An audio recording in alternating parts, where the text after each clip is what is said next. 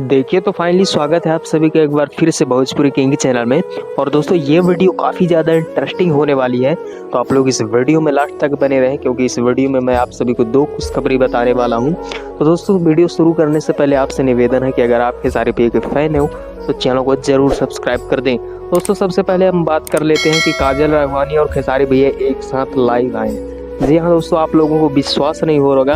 अगर विश्वास नहीं हो रहा तो आप लोग कमेंट कीजिए, मैं नेक्स्ट वीडियो जरूर लेकर आऊंगा जिसमें काजल एंड खेसारी लाइव रहेंगे।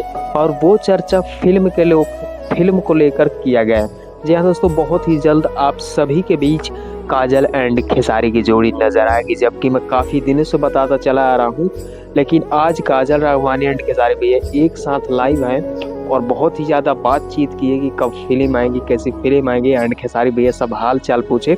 बहुत ही ज़्यादा अच्छा लगा। बाकी आप लोग चैनल को सब्सक्राइब करें दोस्तों। जानकारी कैसी लगी हमको कमेंट करके ज़रूर बताएं। फिर मिलते हैं एक बार फिर नेक्स्ट वीडियो में।